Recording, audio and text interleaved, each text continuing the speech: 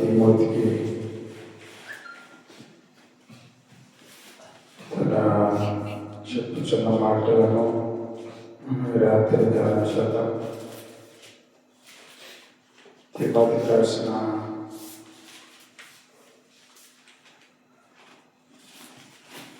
పరిశుద్ధ గ్రంథంలో నుంచి వాక్యాన్ని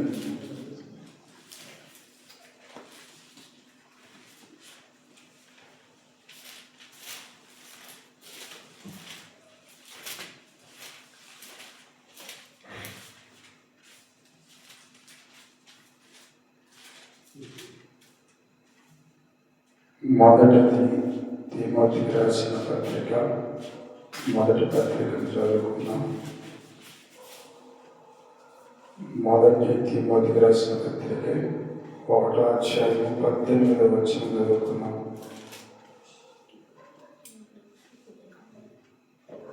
నా కుమారుడు అయిన తిమోతి, నీవు విశ్వాసమును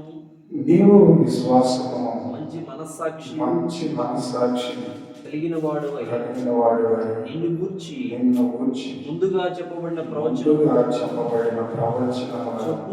చొప్పున ఈ మంచి పోరాటము పోరాడవలనని వాటిని బట్టి ఈ ఆజ్ఞ నీకు అప్పగించుచున్నాను. అట్టి మనస్సాక్షి కొందరు తోసివేసి విశ్వాస విషయమై ఆడబద్దులై పోయిన వారి వలె చెడి ఉన్నారు. వారిలో హుమేనైనను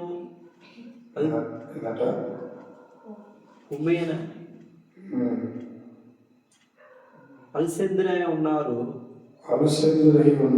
వీరు దూషింపబడకుండా శిక్షింపబడుటకై వీరిని సాతానుకు అప్పగించి తిరిగి. గమనించండి బ్రహ్మజ్ఞానం పెట్టారు. అపోస్తలుడైనటువంటి పౌలు గారు, నా కుమారుడైన తిమోతి, నీవు విశ్వాసమందున మంచి మనస్సాక్షి కలిగిన వాడి నిన్ను గూర్చి ముందుగానే చెప్పబడిన ప్రవచనములను చొప్పునే ఈ మంచి పోరాడవలెను.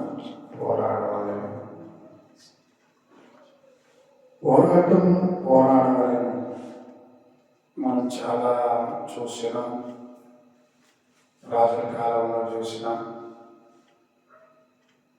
మరి మనం ఎన్నో చూస్తూ వచ్చాం. పోరాటం అంటే ఏంటంటే కొన్ని సమస్యలు ఎదురైనప్పుడు కూడా వెనకడుగు వేయకోకుండా, భయపడకోకుండా ఈ విశ్వాసాన్ని జాగ్రత్తగా కలిగి ఉండటం, విశ్వాస విషయంలో కోల్పోకుండా ఉండటం అనేది తిమోతికి మరి పౌలు గారు చెప్తున్న మాట. ఎందుకంటే పౌలు గారు తిమోతి పౌలు పడినటువంటి పరిస్థితులను కూడా తిమోతికి తెలుసు. ఆయన కూడా చూశాడు. పౌలు గారితో ప్రయాణం చేసినటువంటి దినాలు కూడా చాలా ఇబ్బందికరమైనటువంటి దినాలు, చాలా కష్టాలు, ఎన్నో ఇబ్బందులు, ఎన్నో పరిస్థితులు చూశాడు. ఎవరై అంటే తిమోతి. అందుకని తిమోతి, నా కుమారుడా, విశ్వాసం ముందు మనం ఉండాలి, పడిపోకూడదు అంటాడు. ఏదో శ్రమలు వస్తున్నాయి, కష్టాలు వస్తున్నాయి, జరగట్లేదని, ఇబ్బందులు ఉన్నాయని మన విశ్వాసాన్ని కోల్పోకూడదు. ఎన్నో వస్తాయి, వచ్చినప్పటికీ మనం వాటిని మనం ఎదుర్కోవాలి, తట్టుకోవాలి. అలా ఉండాలి. జాగ్రత్త. పోరాటం, మంచి పోరాడాలి. పోరాటంలో ఏం పోరాటం అంటే మంచి పోరాటం. ప్రతి విషయంలో కూడా ఆలోచన చేసుకొని పోరాటంలో ఉన్నాం. యుద్ధాల్లో ఉన్న వాళ్ళు ఏం చేస్తారంటే వెనకటి గిద్దోను కాలంలో న్యాయాధిపతుల గ్రంథం 7వ అధ్యాయంలో గిద్దోను యొక్క పరిస్థితుల్లో చూసినప్పుడు గిద్దోను కూడా దేవుని యొక్క పోరాటానికి వస్తారు. యుద్ధానికి వచ్చినప్పుడు దేవుడు ఏం చేస్తాడంటే వారందరినీ నిలబెట్టి వారందరితో మాట్లాడిన తర్వాత దేవుడు కొంతమందిని డివైడ్ చేయమంటాడు. వాళ్ళు భయపడుతున్నారు, కొంతమంది నిలబడలేదు, కొంతమంది అని చెప్తాడు. కొంతమంది నేడి అంతకు తీసుకెళ్ళి అక్కడ కొంతమందిని పరీక్షించాడు.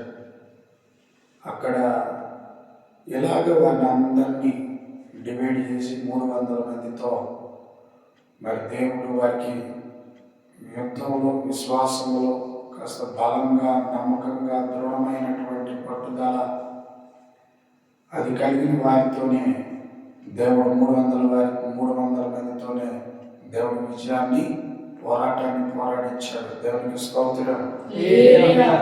దేవునికి కావాల్సింది ఏంటంటే ధైర్యం కలిగిన వారు. ఒక్కరైనా ఇద్దరైనా దేవుని పక్షాన దేవుని యొక్క మార్గంలో విశ్వాస విషయంలో వీరులుగాను స్థిరులుగా ఉండాలని చెప్పి రాస్తాడనమాట. విశ్వాసం కోల్పోతే మనం ఏది చేయలేము అంటాడు. ఎన్నో వస్తాయి, సమస్యలు వస్తాయి, అవి ఎదుర్కొంటూ ఉండాలి, పట్టుకోవాలి, ఓర్చుకోవాలి. అది శారీరకంగా రావచ్చు, బయట నుంచి రావచ్చు, పక్క నుంచి రావచ్చు, సమస్తం వస్తూ ఉంటాయి. ఈ పోరాటాలు పోరాడితేనే మనం మంచి పోరాటం పోరాడిన చూడండి. పందెం ఒకటి పెట్టారనుకోండి, అది చాలా కష్టమైన పందెమైన, అది చాలా బాధకరమైన పందెమైనా కూడా అది గెలిస్తేనే వారికి అది ఇవ్వబడింది. ఎలాంటి పోరాటం పోరాడాలంట చెప్తున్నాడు. మంచి పోరాటం పోరాడాలి. ఆ పోరాటంలో ఎంత గొప్ప భాగ్యం ఉన్నదో చూద్దాం. మరొక మాట మనం చూద్దాం. 2 తిమోతికి రాసిన పత్రికలోనే 2వ అధ్యాయము 4వ వచనాన్ని చదువుకుందాం.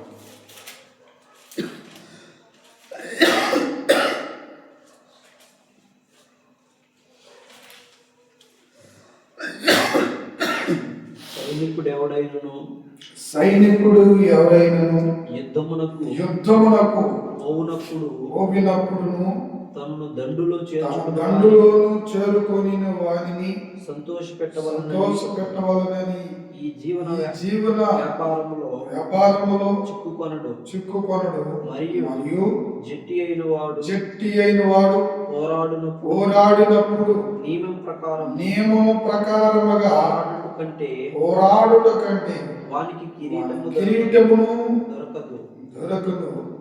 పోరాడుట పాటుపడిన వ్యవసాయకుడే మొదట పొలములలో పాలు పుచ్చుకొనవలనని నేను చెప్పిన మాటలను ఆలోచించుకున్నాము. అన్ని విషయములందు ప్రభు నీకును వివేకమును అనుగ్రహించి స్వార్థ ప్రకారముగా దావీదు సంతానములో పుట్టిన మృతులలో నుండి లేచిన యేసుక్రీస్తు జ్ఞాపకం చేసుకును. అది దేవునికి స్తోత్రం. ఎవరిని ఆధారం చేసుకోవాలి? ఎవరి కొరకు మనం ఈ పోరాడుతున్నాం? ఇది మనము ఎవరు దీన్ని చెప్పారు? అందుకని మృతులలో నుంచి లేపబడినటువంటి యేసుక్రీస్తును గుర్తు చేసుకోవాలి. ఎవరి కోసం, ఎవరు చెప్తే చేస్తున్నామంటే ఈ పోరాటము దండులో చేరిన వారిలో చేర్చుట కంటే మంచి పోరాటమును. అందుకని నియమము కలిగి పోరాడితే జీవ కిరీటం దొరకక ఉండునా. ప్రతి పోరాటంలో, ప్రతి ప్రయత్నాలలో పట్టుదల ఉండాలి, విశ్వాసం ఉండాలి, నమ్మకంగా పోరాడాలి. మనం ఏం గెలుస్తాంలే గెలవలేమనే ఆలోచన మనకు రాకూడదు. పోరాడే వారికి పిరికితనం రాకూడదు. ప్రయాణ జీవితంలో ఇక నా జీవితం గిద్దే కదా అనే ఆలోచన అనేది రాకూడదు. అందుకని మంచి పోరాటమును పోరాడాలి. పోరాటంలో మన మంచిగా దేవునికి నియమముతో పోరాడాలంట, ఒక నిబంధన కలిగి ఉండాలంట, ఒక క్రమం కలిగి పోరాడాలి. అప్పుడు మనకి ఏ కిరీటం ఉంటుందట?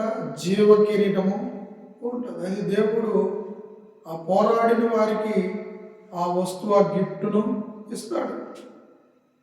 మనకు మారు మనసు ఇచ్చినటువంటి మన జీవితాల్లో కూడా ఆనాడు తిమోతితో చెప్పిన మాట నియమం కలిగి ఉండాలయ్యా అని పౌలు గారు చెప్తున్నాడు. ఈనాడు మనం కూడా క్రీస్తునందు రక్షణ పొందుకున్న మన జీవితాల్లో కూడా ఎన్నో ఎన్నో పోరాటాలు ఉన్నాయి. మనకి అనేక పోరాటాల్లో మనం నిలబడాలి, మనము ఓర్చుకోవాలి, ఓపిక కలిగి ఉండాలి. ఓపికతో పోరాడాలంటే ఓపికతో పోరాడచ్చు. ఓపిక చాలా అవసరం మనకి. ప్రతి విషయంలో ఓపిక కావాలి. లేనప్పుడు కానీ, మనకి కొన్ని సందర్భాలు ఎదురైనప్పుడు కానీ, ఇవన్నింటిలో మనకి ఓపిక చాలా అవసరం. జరిగినా జరగకపోయినా, ఉన్నా లేకపోయినా. అందుకని పౌలు గారు ప్రతి విషయంలో కూడా ఓపికతోనే ఆయన ప్రారంభం చేశాడు. విశ్వాసమందు నిలకడగా ఉన్నాడు. అందుకని యేసు ప్రభువు నీవు నా సాధనముగాను నా యొక్క పాత్రగా వాడుకున్నాడు అన్నాడు పౌలు గారిని ఆయన దేవుడు. కాబట్టి అలాంటి పోరాడయ్యా, విశ్వాసముగా ఉండు, నిలకడగా ఉండు, నీ మనసును నిలకడగా ఉంచు, దాన్ని తొలగిపోనియొద్దు, విశ్వాసం అనే దానిని పట్టుకో జాగ్రత్తగా అని పౌలు గారు తన యొక్క తిమోతిని, నా కుమారుడా జాగ్రత్తగా పోరాడయ్యా అంటున్నాడు. దండులో చేరిన వాని వలె సంతోష పెట్టవాలని మా జీవిత వ్యాపారములలో చిక్కు కొరటకును మరియు చెట్టి అయిన వాడు పోరాడినప్పుడు నియమం ప్రకారముగా పోరాడటకును వానికి కిరీటమును దొరుకును. మనం ఏదన్నా దేవుడి కొరకు పొందుకోవాలి, దేవుడి దగ్గర తీసుకోవాలి, దేవుడు ఇవ్వాలి అనేటువంటి మనం ఒక జీవితంలో పోరాడాలని ప్రయత్నాలు చేసినప్పుడు మనకు కావాల్సినటువంటి దానికోసం అది ఏ విధమైన వస్తువే కావచ్చు, ఏ విధమైన అది ఇల్లు కావచ్చు, అది ఏదన్నా కానీ బండే కావచ్చు, ఇంకేదన్నా కావచ్చు, స్థలమే కావచ్చు, మన జీవితంలో ఏ విషయంలో అయినా మనం ఒక పోరాడుతున్నాం. దానివల్ల మనం చాలా చిక్కులో పడినప్పటికి కూడా పోరాటం ఆపుకోకుండా సాగిస్తే అది కిరీటం పొందుకుంటాం. ఆ మేలు, ఆ అనుభవాన్ని మనము పొందగలము అని పౌలు గారితో తిమోతి గారికి రాస్తున్నాడు. యా జాగ్రత్త అన్నాడు. 2వ అధ్యాయంలో చూస్తే, మొదటి తిమోతికి రాసిన పత్రికలో 2వ అధ్యాయంలో మనం చూద్దాం. మనము సంపూర్ణ భక్తియు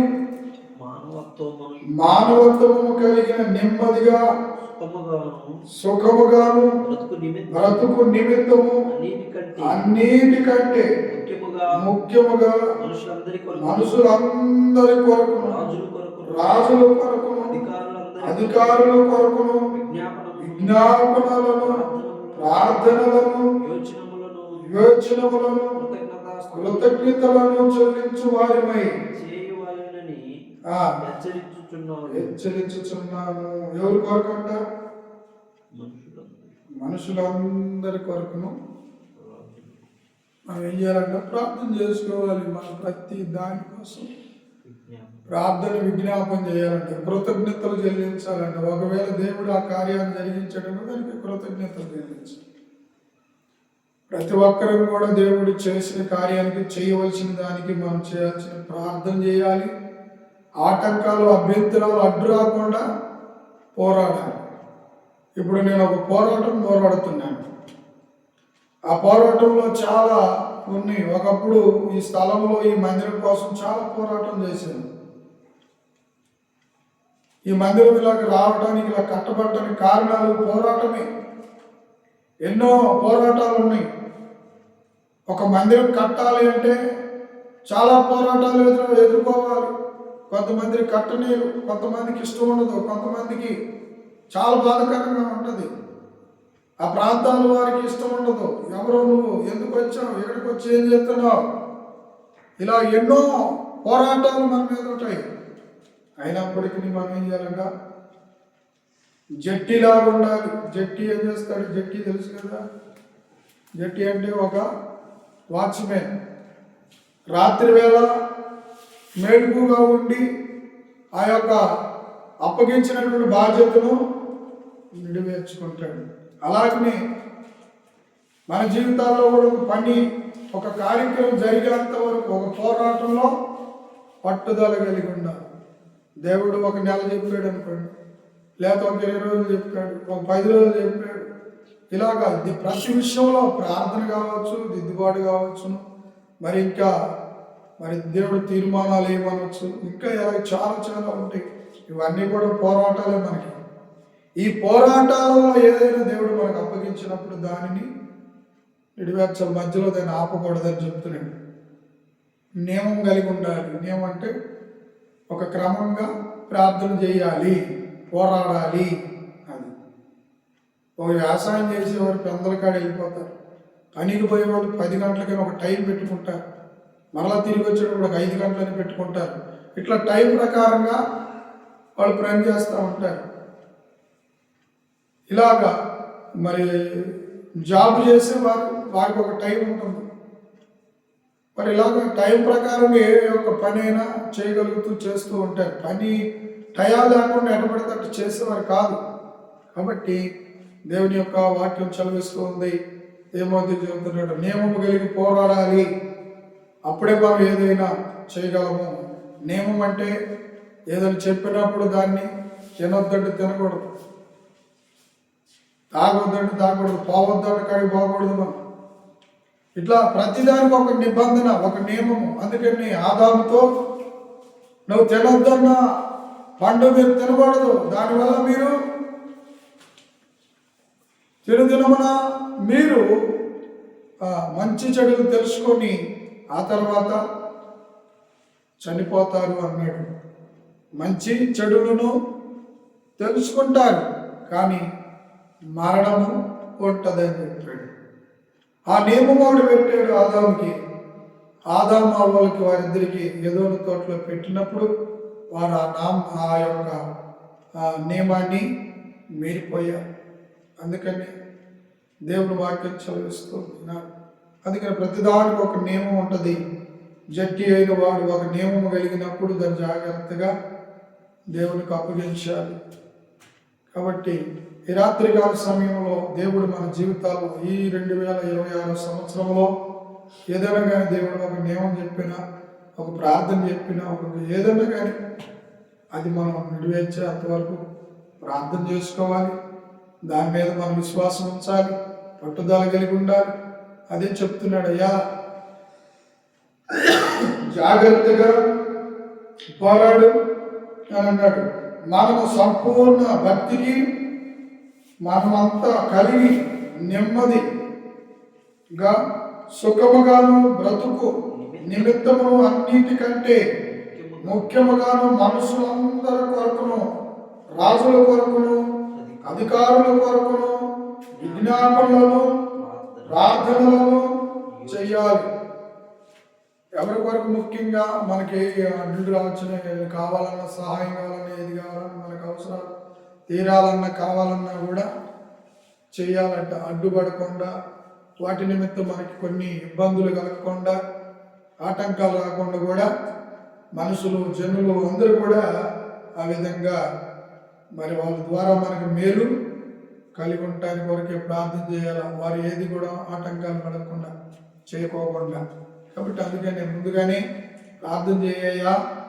మరి ఇలాగుంటే విశ్వాసంగా, జాగ్రత్తగా, పట్టుదలతో పోరాడాలి. మంచి పోరాటం కలిగి ఉండాలి మనం అని చెప్తున్నాడు. అందుకని మనమైతే బాప్తీసం ఇచ్చిన కానించి మనము తుదముట్టించాలి. తుదముట్టించడం అంటే మన పరుగు, మన ప్రయాసం మొత్తము అయిపోయేంత వరకు మనము దేవుని పిలుపు వచ్చేంత వరకు కూడా ఈ పోరాటం విషయంలో తొలగిపోకూడదు. జాగ్రత్తగా నియమం కలిగి పోరాడాలి. నియమం ఎప్పుడైతే తప్పుతామో అప్పుడే కోల్పోతుంటాం, పడిపోతాం. కాబట్టి నియమం చాలా అవసరం. కాబట్టి ఆ విశ్వాసం కూడా చాలా అవసరమే. కాబట్టి ఇలాంటి పోరాడితే మంచిది, కిరీటం ఉంది అని చెప్పేసి పౌలు గారు తిమోతి గారికి చెప్పి, మంచిగా పోరాడయ్యా, నేను ఎలాగ చేశాను, నేను ఎలాగ కష్టపడ్డాను, ఎలాగ శ్రమలో ఉంచి వచ్చాను, ఎలా నేను ఓర్చుకున్నాను, ఎలా సహించుకున్నాను, ఇవన్నీ కూడా క్రీస్తు నిమిత్తమే.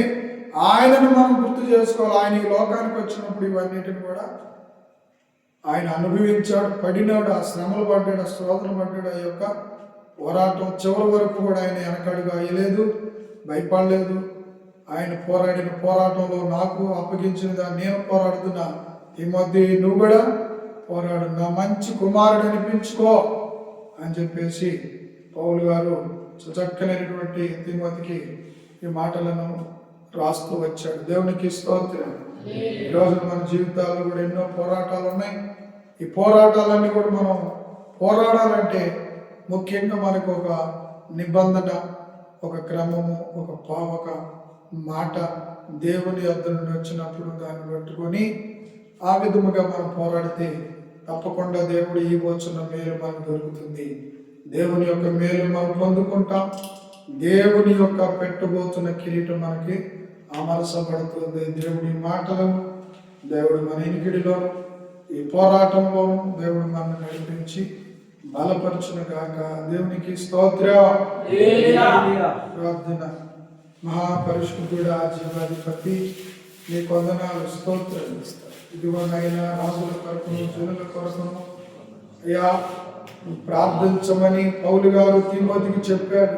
నిజమే, మంచి మనసు కలిగిన వారు, మంచి మనస్సాక్షి కలిగిన వారు, మనసులో కూడా నాయన ఏ కుళ్ళు ఉచితం లేకుండా మంచి మనసులో ఉండాలి ప్రభా. ప్రార్థనలో మంచితనం ఉండాలి, విశ్వాసం ఉండాలి, నిలకడ ఉండాలి, అయ్యా ఓర్పు ఉండాలి, సహనం ఉండాలి. ఇవన్నీ పోరాడే వారికి అవసరం ప్రభా. జట్టి అయిన వాడికి నియమం ఉంటే మంచిది ప్రభా. రాత్రి వేళను కలిగిన వేలుకు కలిగి ఉంటే ఆ యొక్క పోరాటాన్ని పోరాడగలుగుతాడు అని నీ వాక్యం చదివిస్తుంది. కనుక రాత్రి నీ మాటలు విన్న మా జీవితాల్లో కూడా మాకు ఎన్నో పోరాటాలు ఉన్నాయి, ఎన్నో ఉన్నాయి ప్రభా. వాటిల్లో మేము పోరాడాలంటే మాకు చక్కని విశ్వాసము దయచేయి, పట్టుదల దయచేయి నాయన. మాకు ఓర్పును అనుగ్రహించండి అయ్యా. మీరు మాకు అనుగ్రహించి నడిపించమని ప్రార్థన చేస్తున్నాం. ఈ రాత్రి కూడా వచ్చిన బిడ్డలు వారి వారి జీవితాల్లో ఎన్నో ఎన్నో ఎన్నో ఎదురవుతున్నటువంటి పరిస్థితుల్లో పడిపోకుండా నిలబెట్టండి. రక్షణ అనే భాగ్యాన్ని మేము పడిపోకుండా కాపాడుకునే భాగ్యం దయచేయండి ప్రభా. అంతము వరకును ప్రభా ఈ పోరాటం మాకును మీరే మాకునైనా సహాయం చేయండి దేవా. మీరు మమ్మలను కాపుగాయండి, కాపుదలతో ఉంచండి, మమ్మల్ని బలపరచండి ప్రభువా, నడిపించండి ప్రభువా. మా ద్వారా అనేకులు ప్రభువా మార్గంలో నడిచే భాగ్యాన్ని దయచేయండి తండ్రి. ప్రతి ఒక్కరము పోరాడతాను, కోల్పోకుండా, పడిపోకుండా, తొలగిపోకుండా ప్రభువా మాకు కూడా మంచి పోరాటములో మాకు నైనా అందించమని, నడిపించమని.